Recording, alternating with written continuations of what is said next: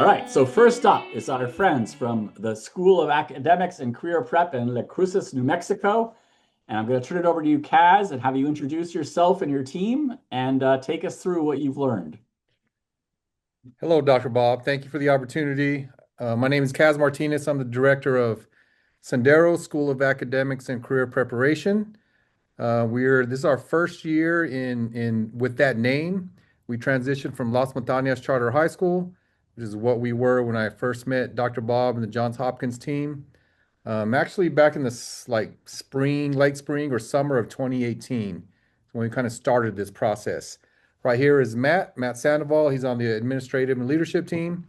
He's been around through most of this process. So again, thank you for the opportunity. I'll go ahead and share my screen. And hello, everybody in the audience. I'm going to kind of present this in a way that showcases the changes we have made through the entire redesign process, starting with the initial workshops that were facilitated by Dr. Bob back in 2018 and has led, almost 8 years later, or almost pretty much 8 years on the dot later to where we're at now. So this presentation I'm going to share is kind of showcasing the new redesign, and then I'll use that as a context to discuss the organizing adults and how we have organized the adults in our school community to make this happen.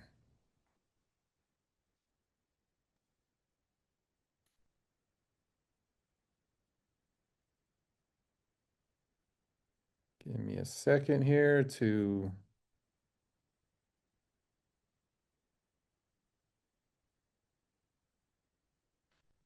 Okay, everybody. So again, this is a kind of our new rebranding, and just to explain it, we redesigned into a career technical education school where we offer 5 different programs of study. And Sendero actually means pathway in Spanish. So that's we went through an entire process to get a new name change to reflect the redesign model that we shifted to. And that name change was um, it involved a lot of adults. We had to organize a discovery session with some of the adults in the building to come up with different options, and then eventually voted on with the adults and the students and the rest of the school community on our new name change. Here's actually a picture of some adults, some students last year at the National High School Redesign Showcase in DC that Dr. Bob and his team facilitated. You can just see there what the vision, which changed through the redesign process. The mission did not. As you guys know, it's very hard to change your mission, so that definitely still fit. These are some of the core values: non-traditional education, connecting students to the community, life-ready skills, and we really had to make sure that the adults were ready to carry out this new redesign process. Again, it started in 2018, and at that point, we went through the National High School Redesign Network, and we were facilitated by Johns Hopkins University, our state education department, a specific bureau there called the Priority Schools Bureau. And we went through a lot of professional development as a leadership team, and then that filtered down to all of the instructors and the rest of the school staff. And that's how we begin with one of those main drivers of organizing adults. So we all agreed as a school community that we would make sure to emphasize relevance in our programming. So it was a place that students had meaning as far as coming to school and they want to be there. To give you a little background, we were before this redesign process a traditional at-risk school that serves a very high at-risk population in our community and around the state as far as their demographics. It's one of the most at-risk locations in New Mexico, but we were running off a traditional model that was just not really working. We had, data that was less than average or less than expected in our attendance, pass rates, graduation rates, you name it. And then those students that we were successful in reaching their graduation goals, we found out through different outreach and different areas that they were not really functioning that well as adults. So that really drove our redesign process to make sure we were preparing students for adulthood and give them a chance and an opportunity to be successful adults through our programming, which focused on again CTE and career-oriented education. So we evolved through these different areas here that you see, and this actually just happened in the last couple of years. Again, it's been a really long process. Of course, our first year of our high school redesign network implementation was cut short by COVID. In New Mexico, I think we're the longest shutdown in schools in the entire nation here in our state. So that impacted us a little bit longer than most. So that kind of set us back as far as our timeline a little bit. And we are finally able to really see what that redesign looks like starting last year and even more so this year. And we're still working on it. So I'm gonna go through these rest of these really, pretty quick. I know we have limited amount of time here, but this is just some recent pictures of last year and this year of our students at some policy workshops with state legislators. Here you see another one at a work-based learning and internship experience where students are getting paid to go to a career industry location where they are learning some valuable experience while also earning core content credit on their experience. Again, getting paid and hopefully getting an opportunity to further their education in a post-secondary institution in that field and or get an opportunity to work in that career right after graduation. We also transitioned to project-based learning, which again, organizing adults, there was a lot that went into that to ask teachers to go from a traditional teaching model where they're in a classroom by themselves working on their own curriculum to really a interdisciplinary team, with several core content areas on one team working on one project for one goal, but making sure those standards are hit in those cross-curricular,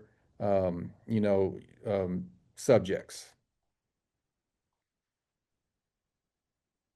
And, again, more pictures of just students earning a certificate. This particular one was a forklift certification. So all those kids you see there earned that through our transportation logistics pathway, which we transitioned into the business pathway. And so we're always making different revisions. The redesign process really never stops, as you guys probably know. And again, this is just more, we had a partnership with the Home Builders Association where kids are actually building an entire house. This year they're building a tiny home from start to finish, all by themselves as well. And we're partnering with our post-secondary community college to get that going. So again, just making more community partnerships throughout this whole process. So I'll go ahead and stop sharing here. Again, that's just a quick kind of recap of where the redesign has taken us. But it really started with making sure the staff, the instructors, and the rest of the staff, number one, believed in that redesign model. Number two, were willing and able to learn a completely different way of teaching and learning. Because when we first started the redesign process, we did change our master schedule. We did change the way students were kind of through their day, but we didn't necessarily change the way they were taught and the way they were learning. And now, beginning last year, we finally kind of evolved to that level with our new model of project-based learning, focusing on CTE, and then part of the day focusing on the core content, whereas both of them are kind of embedded in both those PBL areas. And I'll let Matt kind of talk about the latest or the most recent organizing adults program that we have as far as how we got them prepared and developed for teacher teams, interdisciplinary teams, and project-based learning. And he'll talk a little bit about the capacity that our teachers had, or we thought they had, and maybe some have not had. Yep. Hi, everybody. Matt Sandoval. So the biggest piece we started with was working with PBL Works. So they've helped us with professional development for teachers to really help change that mindset. It was a huge mindset shift for teachers. We went away from the standard stand in front of the class for 90% of the time, lecture, assess, to the hands-on relevant material. The students see the why in. But we had a lot of teachers and we had some pushback with, well, seat time, I'm not doing this, I'm not doing that. And really that mindset that was talked about in the beginning of this presentation, that it's so ingrained in the everything the teachers have ever been taught. So to get them out of that mindset, we really had to get them involved with other community partners as well. Because with these pathways that we're offering, the teachers are the educational specialists. They understand the pedagogy. They're working towards incorporating everything into project-based learning, but they didn't necessarily have all of the skills of that trade or pathway. So making those connections and organizing those adults to get together and get on the same page and work together has been a key driver, especially in the construction pathway, because most shop teachers aren't licensed contractors.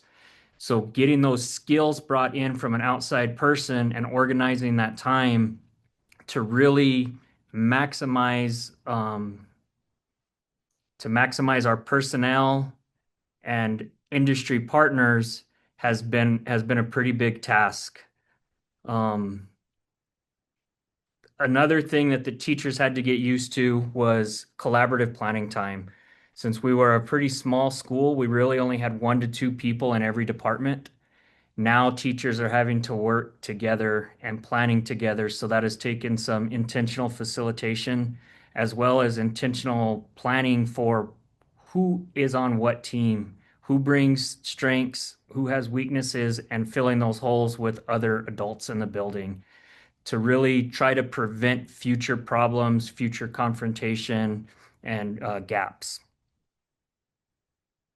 And in some cases, we've overestimated the teacher capacity, and they've really shined and really stepped up. And we're like, wow, I didn't know, we had that kind of skill in our building. And in other cases, we underestimated them, and they've really kind of had a little bit of passive resistance, in some cases active resistance, and have really kind of tried to go back to that traditional model that they were comfortable with. So that's where we're at right now. But the leading indicators of our redesign looks very positive. Our term rates, pass rates have increased, our attendance has increased, our enrollment has increased, and we're just waiting to kind of see how that impacts our graduation rate. Eventually, that takes a little bit more time, and we're really just always trying to get the adults in the building, on the same page and working in the same direction. I think one thing to mention that with this big of a systematic change, you can't wait. We didn't wait to plan everything to perfection. We realized that we really needed to dip our toes in the water and get going. And we've been doing a lot of learning by doing. So you have to be fluid as a leader and fluid with your staff to make those adjustments when something arises that just wasn't planned for. But I think with this kind of change, what's the saying? If you're waiting for perfection, you're never going to get good. So there's a better saying, and I just saw it. I can't remember it. I like that one. But if you're constantly waiting for perfection, that's the enemy of good and progress. So just having that flexibility and being able to work with your leadership team and trust your leadership team and trust your staff to do what's best for students and make those adjustments as you go is really how we've seen the majority of our growth.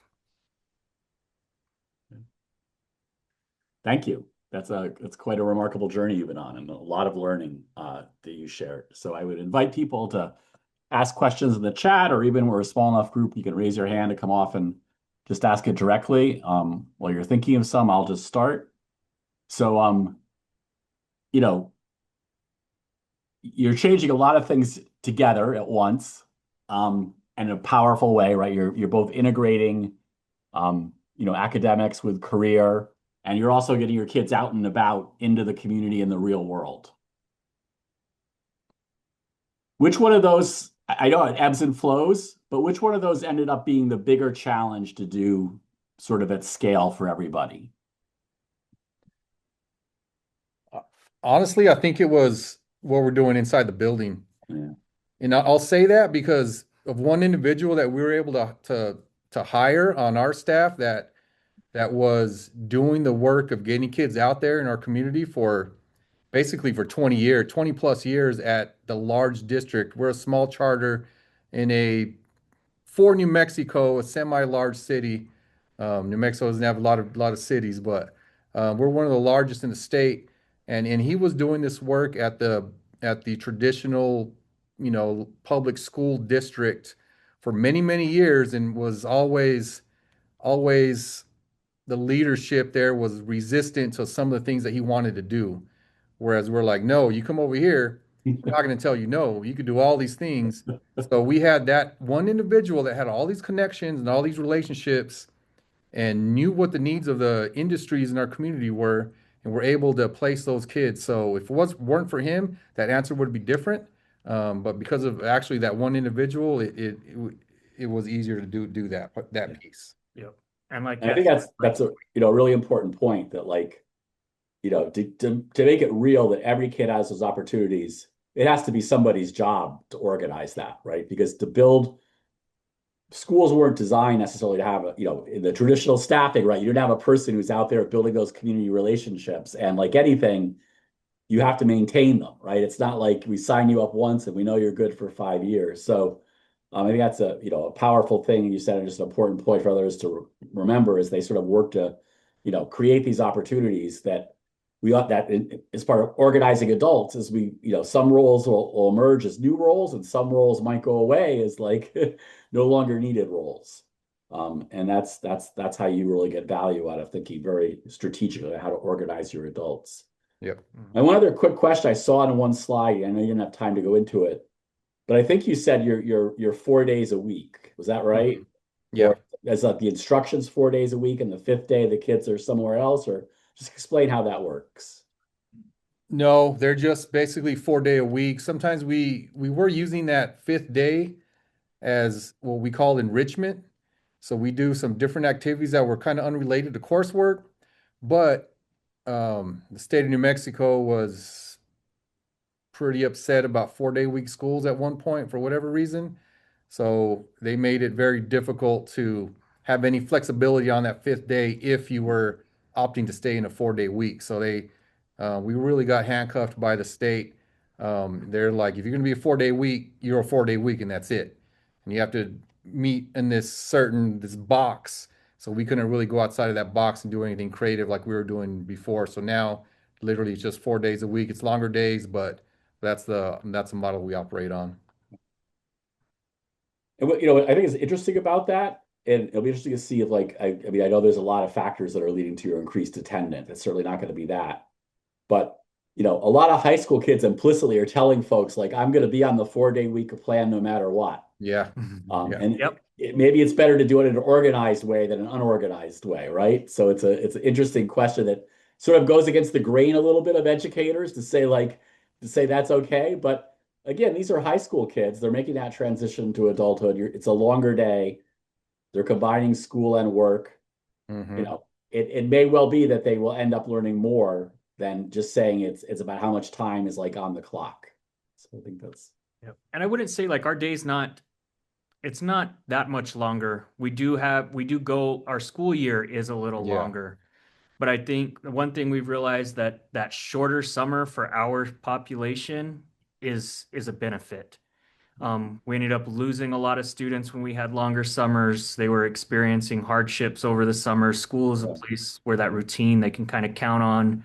They know they're going to get fed when they're here, and that stability piece. So having the shorter summer is actually, I think, a benefit for our population. Oh, that's very good insight. All right, well, thank you. I'm sure questions will follow, and if they do, you could answer them in the chat, or we'll talk later. Thank you very much, and